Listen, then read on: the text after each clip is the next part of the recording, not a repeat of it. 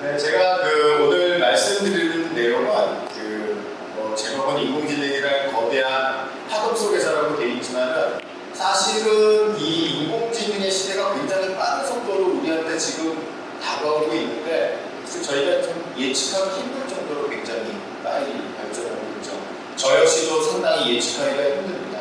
그래서 이러한 불확실성이 굉장히 많은 상태에서 우리가 굉장히 두려워하고 어떻게 준비해야 될지 모르지만 사실 그렇게까지 여러분들이 두려워할 필요는 없다는 점과 제가 오랫동안 인공지능이라는 분야를 연구하면서 그 안에서도 특히 불확실성에 대해서 많이 연구를 했는데 불확실성과 인공지능이 어떠한 관련성이 있고 인공지능 역시 불확실성을 갖다가 활용을 해서 뭔가 최고의 결정을 내리는데 사람도 그거와 굉장히 유사합니다. 그래서 그러한 관점에서 여러분들한테 몇 가지 얘기를 드리려고 합니다. 네. 그러면 먼저 일단은 머신러닝이라는 것과 자연과학 그런 거의 공통점이 무엇인지를 먼저 살펴보면서 한번 진행을 해보도록 하겠습니다. 그러나 이번에 주제가 양자역학, 파동, 중첩 이런 이제 물리학적인 것과 관련이 돼서 많은 자연과학자 중에서도 제가 뉴턴을 갖다가 선택을 했고 사실 자연과학이라는 거는 어떤 호기심 많은 과학자가 자연을 오랫동안 관찰을 해서 이제 어떤 법칙을 발견을 하는 거죠.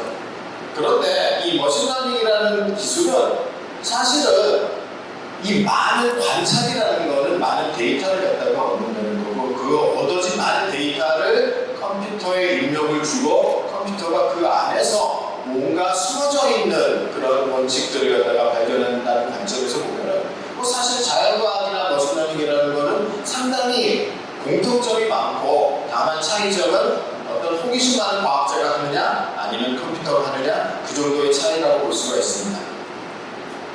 우리가 이번 주제가 또 마치 슈레딩거의 고양이 이런 것들을 얘기하길래 저는 물리학자가 아니기 때문에 슈레딩거 고양이에 대해서 정확하게 알지는 못하지만 슈레딩거는 이제 양자역학에서 커다란 공헌을 하는 분으로 저도 알고 있고요. 그런데 슈레딩거가 한 것 중에서 인공지능과 관련이 있는 이제 최근에 더 연구가 많이 되고 있는데 슈레딩거 고양이는 이미 여러분들이 다 팜플렛을 보고서 아시겠지만 슈레딩거 브릿지라는 그러한 문제가 있습니다.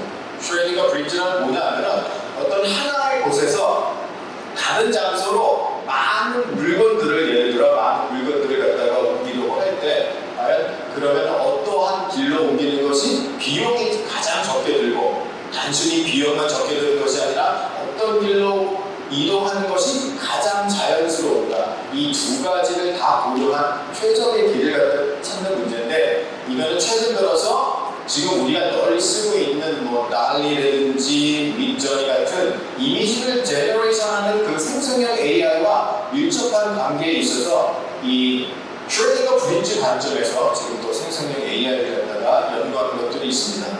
그래서 보시면은 이 슈레딩거 브릿지가 어떤 하나의 장소에서 다른 장소로 옮기는 최적의 길을 갖다가 찾는 것과 마찬가지로 여러분이 많이 쓰고 있는 그런 스테이블 디퓨전 계열의 그런 이미지를 생성하는 그 인공지능들이 딱 어떤 하나의 이미지에 우리가 조금씩 노이즈를 섞어가지고 완전히 노이즈만 있는 그런 이제 이미지로 만들어서 그런 걸 우리가 포워드 프로세서라고 합니다.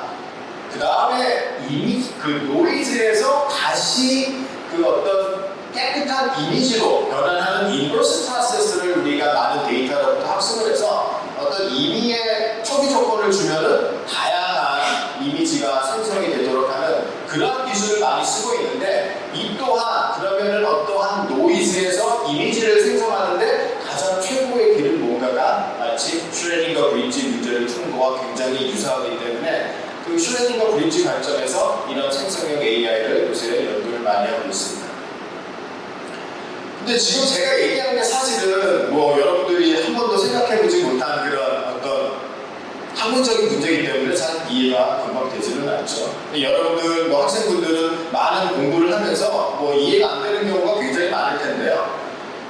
누구나 어떤 대학원생들도 이해가 안 되는 문제들이 상당히 많습니다. 근데 대표적으로 우리가 천재 중에 천재라고 꼽을 수 있는 분이 이제 존 폰 노이만이라는 많은 분야에서 일을 했던 뛰어난 과학자가 있는데요. 이제 그분한테 어떤 대학원생이 이렇게 질문을 했습니다. 제가 어떤 수업을 배우는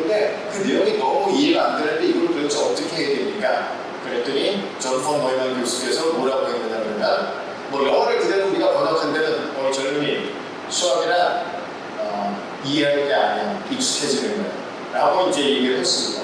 도대체 이해하는 게 아니라 익숙해지는 거라는 게 무슨 뜻인지 그 훗날 수많은 사람들이 인터넷상에서 많은 디베이트를 했는데요. 명확하게 그 의미를 알 수는 없지만 몇 가지 알려져 있는 사실은 뭔가를 직접 손으로 많이 열심히 연습을 해갖고 부지런하게 하면서 익숙해지는 것이 정말 이해하는 거다라고도 우리가 이제 생각을 할 수 있죠. 그런 관점에서 보면은 여러분이 지금 아무리 뭐 AI가 발전하고 뭔가 많은 것들을 AI가 대신해주고 하는 시대에서도 여러분들이 뭔가 여러분들의 목표를 세우고 공부를 해나가는데 일단 중요한 사실은 뭔가 손을 많이 써갖고 스스로 많이 써가면서 공부를 하는 것이 상당히 도움이 될 거라는 그런 메시지가 하나 오늘 있고요.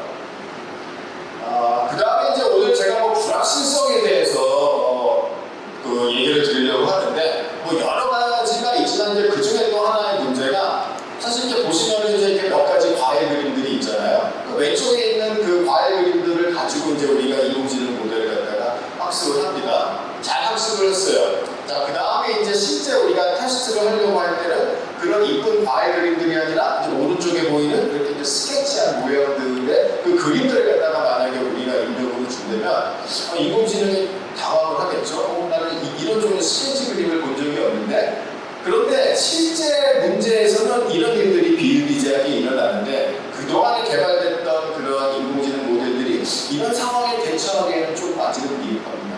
그래서 현재까지 대부분의 그 인공지능 모델들이 뭐라고 그냥 답은 다 내놓지만은 잘못 답을 내면서도 본인은 굉장히 확신에 차있거든요.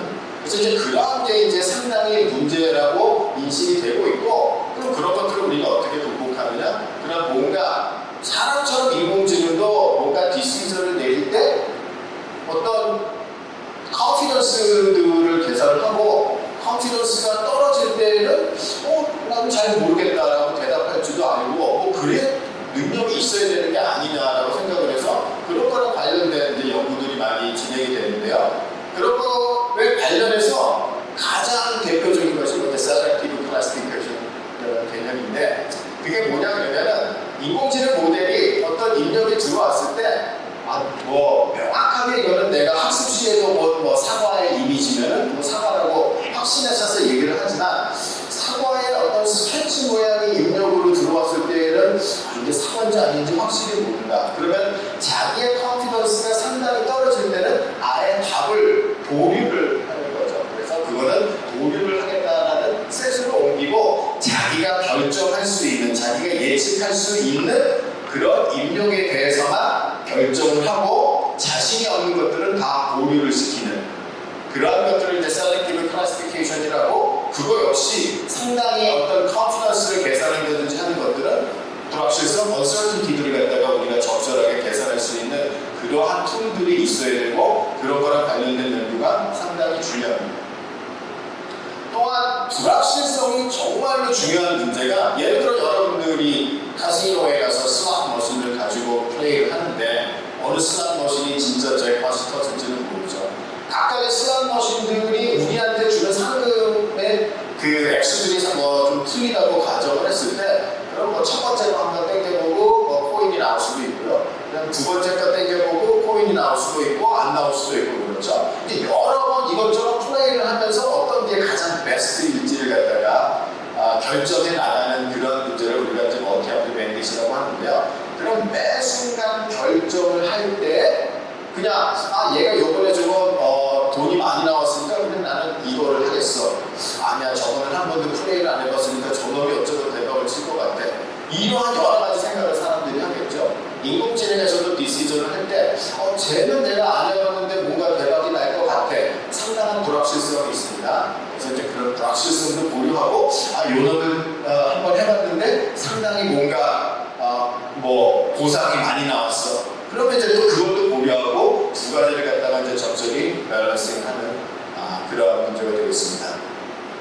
그래서 사실은 뭐 여러분들의 고민은 인공지능 기술 자체보다는 이런 시대에 내가 지금 뭐 어떻게 공부를 해나가고 어떤 식으로 대처를 해나가야 되는지가 상당히 관심사일 텐데 그런 거랑 관련해서 그러면은 어떤 천재적인 과학자들의 대표적인 천재적인 과학자들은 어떤 삶을 살았고 뭐 어떤 일화가 있고 거기서 우리가 배울 거는 뭔지를 한번 제가 말씀을 드리려고 하는데요. 그 중에 이제 먼저 첫 번째 인물이 그 조세프 프리에라는 그 프랑스의 수학자인데요. 아마 공대생이면 뭐 프리에 트랜스폼이라는 거는 이미 들어봤을 테고 정말 우리가 많이 쓰는 진짜로 중요한 트랜스포메이션입니다. 그런데 이분이 그거를 갖다가 만들었을 때 프랑스 저널에 논문을 냈는데 리젝트가 됐어요. 얼마나 그 상식이 컸겠습니까? 그래서 결국은 몇 년, 오랜 기간 그거를 출판을 못하다가 결국 그거를 거절했던 분이 돌아가시고 나서나 이제 출판이 가능해졌는데 그렇게 지금 현재 우리가 많이 쓰고 업적이 뛰어난 일이라도 그 당시에는 그렇게 리젝트가 되는 일들이 종종 있었기 때문에 혹시라도 여러분들이 뭔가를 제출해서 리젝트가 되더라도 전혀 실망하지 말아요. 그 다음에 또 다른 물리학자 중에 이제 굉장히 유명한 분이 있죠. 그 리처드 파인만은 뭐 여러분들도 다 들어보셨을 텐데요. 칼텍의 교수였었고요. 이 리처드 파인만 같은 경우는 공부를 어떤 식으로 했느냐 그러면 어떤 누군가 다른 사람이 뭔가 이론을 만들었어요. 그러면 그 이론을 자기가 처음부터 스스로 하나하나 다 만들어내지 못하면 자기는 그걸 이해하지 못한다고 생각을 했습니다. 즉 리처드 파인만은 자기 자신이 생성형 모델이 돼서 처음부터 끝까지 그걸 갖다가 하나하나 스스로 만들어 나가려고 노력을 함으로써 어떤 하나를 갖다가 완벽하게 이해하고 또 다른 사람이 뭔가 다른 이론을 만들었으면 다시 그걸 스스로 처음부터 스스로 만들어 나가려고 계속 노력을 해서 결국은 그거를 또 자기 걸로 흡수를 하고 그런 식으로 많은 이론들을 흡수해서 자기만의 뭔가 이론들을 갖다가 많이 만들 수 있었겠죠. 그래서 이미 리처드 파인만은 제너러티브 모델이었고요. 그 오픈 AI가 처음 만들어졌을 때 처음에 생성형 모델을 연구를 시작하면서 이 리처드 파인만의 이 글씨를 갖다가 자기네 웹사이트에 올려놨었습니다. 자, 그리고 또 다른 하나의 그 재미난 분이 있었고 굉장히 유명한 일화인데요. 이 어떤 일이 있었느냐 그러면은 이분은 이제 조지 단시그라는 분이고요. 수학자이면서 뭐 통계자라고도 볼 수 있습니다. 이분이 UC 버클리 대학의 박사과정에 있을 때 이제 수업을 들으러 왔습니다. 근데 이제 그날따라 이제 수업을 조금 늦게 들어갔어요. 딱 늦게 수업에 들어갔더니 칠판을 보니까 수학 문제가 두 개가 이렇게 이제 적혀져 있는 거예요. 그래서 뭐 당연히 그러면은 우리도 마찬가지지만 저거 이제 우리가 숙제구나. 그래서 이제 그 수학 문제를 옮겨 적고 숙제라고 생각하고 며칠간 그 문제를 갖다가 열심히 풀었습니다. 근데 이제 딴 때보다는 좀 문제가 어려웠는데 그래도 열심히 노력을 해갖고 그 문제를 풀고 제출을 했는데요. 그 담당 교수님이 그 제출된 거를 다 읽어보고 나서 깜짝 놀랐습니다. 왜냐하면 그날 칠판에 적어놨던 두 개의 문제는 그동안 풀리지 않았던 수학계의 난제에 해당되는 그 문제 두 개를 적어놨는데 이분은 그게 이제 숙제라고 생각을 하고 숙제는 항상 정답이 있잖아요. 그래서 내가 이걸 어떻게 해서든지 풀어야겠다고 생각을 하고 그 난제를 갖다가 푼 거죠. 그렇게 함으로써 그분은 푼 과정을 이제 또 논문으로 출판을 하고 이력 굉장히 유명한 스타가 됩니다. 그분이 이제 후대에도 뭐 한 일들은 굉장히 많은데요. 그분의 그런 그 일화가 사실은 positive thinking의 어떤 대표적인 그 예시가 되고 사실은 뭔가 어디 뭐 칠판에 있었던 문제를 풀고 뭐 이런 거를 보면은 어떤 영화가 생각이 나죠. 굿윌 헌팅이라는 영화는 이제 많은 학생분들이 다 본 영화일 텐데요. 거기서도 보면은 그 복도에 그 MIT의 수학과 교수님이 이제 밤사이에 문제를 적어놨는데 지나가다가 이제 거기에 이렇게 청소하는 그 천재적인 그 배우가 이제 그 밤사이에 이렇게 수학 문제를 갖다가 풀어놓죠. 네. 그래서 사실 이 영화에서는 그 조지 나트지그의 그 일화를 정확하게 언급하지는 않았지만 후대에 이 영화가 나오고 나서 많은 수학자들이 이게 이제 바로 그 조지 나트지그의 그러한 스토리를 갖다가 모티브로 영화가 만들어졌다고 알려져 있습니다. 자, 이제 마지막으로 이 불확실성이 왜 중요한지를 갖다가 한번 제가 이제 말씀을 드리려고 하는데요. 예를 들어서 이제 여기에 뭐 여러분들이 자주 다니던 맛집이 몇 개가 있습니다. 그러니까 이제 거기는 얼마나 맛있는지를 알고요. 새로운 레스토랑 또는 뭐 음식점이 생겼습니다. 그러면 어떤 사람은 맨날 자기가 가던 맛집에 그냥 갈 테고요. 어떤 사람은 야 저기 새로 생겼으니까 새로 생겼다는 건 뭐예요? 굉장한 불확실성이 크고요. 불확실성이 크면 어떻게 해야 되느냐? 그럼 우리는 거기에 가서 뭔가 정보를 갖다가 한번 얻어와야 되겠죠. 그래서 새로 생긴 데 가서 정보를 갖다가 얻어오든지 아니면 원래 다니던 맛집을 계속 가든지, 그래서 원래 계속 다니던 맛집을 가는 거를 우리가 전문적인 용어로 exploitation이라고 얘기하고요. 뭔가 굉장히 불확실성이 커서 우리가 정보를 얻어와야 되는 그런 걸 우리가 exploration이라고 합니다. 실제적으로 인공지능이 어떤 최적의 디시전을 내릴 때에는 이 두 가지를 적절하게 밸런싱을 해서 결정을 하는데, 사람도 exploration을 좀 더 좋아하는 사람도 있고 exploitation을 좋아하는 사람도 있습니다.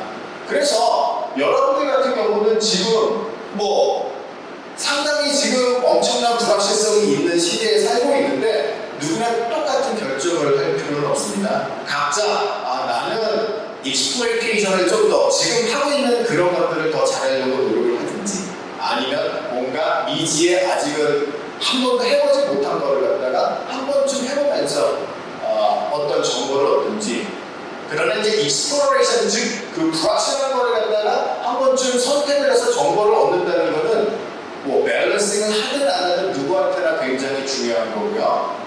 그거를 안 하게 되면 후회가 커집니다. 실제적으로 인공지능 알고리즘을 우리가 분석할 때도 리그레스라는 그런 매조가 있고, 리그레스이 점점점 줄어들도록 우리가 선택을 하게끔 인공지능의 알고리즘을 디자인하는데, 여러분들도 저는 여러분들이 뭔가 불확실한 그런 것들을 더 선택을 해서 정보를 얻고 그럼으로써 후회를 덜 하면서, 그래서 나중에 결국은 그게 멋진 선택이었다는 걸 갖다가 깨닫게 되는 그러한 태도를 가지고 이 세상을 살아간다면은 뭐 아무리 이 불확실한 시대에도 뭐 여러분들은 큰 문제 없이 자기가 하고자 하는 일들을 굉장히 잘 하면서 성공을 할 수 있을 거로 저는 생각을 합니다.